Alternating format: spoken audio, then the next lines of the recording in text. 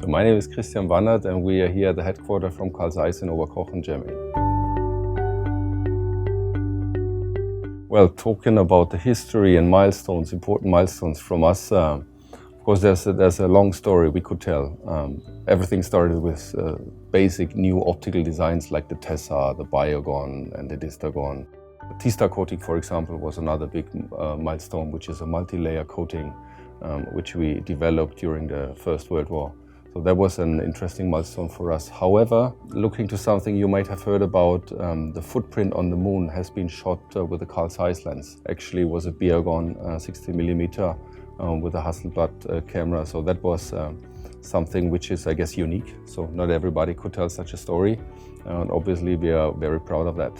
On top of that, also, we achieved already 3 Academy Awards, the technical Oscars, so-called, for super speeds. They've been very fast, T1.3 at the time, with astonishing image quality, using aspherical elements, for example. Also the variable primes, going back to the 90s, where we designed variable zoom lenses. Actually, we call them variable primes because the idea was making primes with a variable focal length, which is somehow misleading, but that was the typical invention that we did. And lately, the master primes with virtually no breathing, also very innovative at the time. When NASA approached us to make a high-speed lens for making pictures of the dark side of the moon, so the idea came up that we designed a 50mm lens with an aperture of 0.7, which is extremely fast, and at the same time you need to make sure that the lens is working close to the moon. So that was a huge challenge. We still have one lens here at our headquarters. And later then, Stanley Kubrick, for some reason, got notice about our lens, the 0.7. And he approached us at the time and was asking whether he could use the lens for a movie he has in mind. And at the end, it turned out Barry Lyndon was shot with this lens, just in candle lights. And therefore, that was a very interesting bridge between, let's say, astronomy and Hollywood. Winning an Oscar really feels great. And this is how it looks like.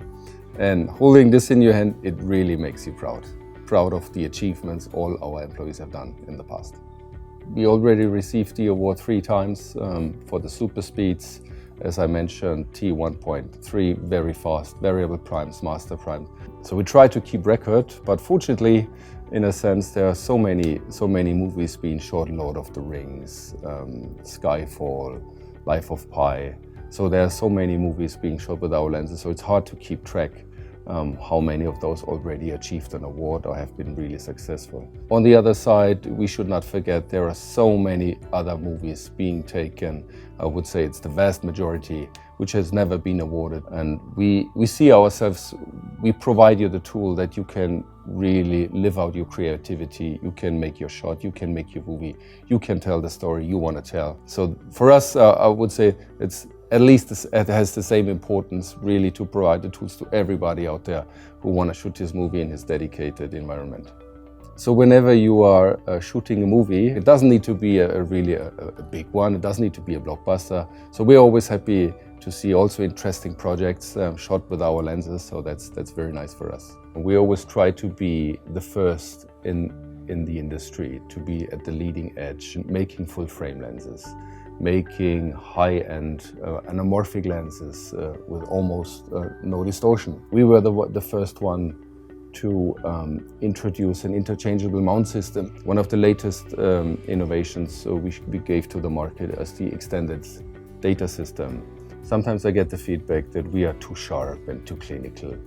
However, I just have seen Shape of Water recently, and that movie has been shot with master primes, and I haven't had the feeling that this is too sharp and too clinical. It's completely the other way around. It's very soft, it's very nice and very smooth. So I think it's up to the DOP really to make the design in a way you want to see it. The next big thing will be the Supreme Primes, and we already started production. And these will be very nice lenses, T1.5, very small, very compact, a gentle sharpness, so you will be astonished to see how they really create images. On the other side, we're always pushing ourselves to the limit, and 0.7 was one example, and anamorphics is another one. I can't tell really what we do have in mind, but be curious to see what we will show in the next years to come.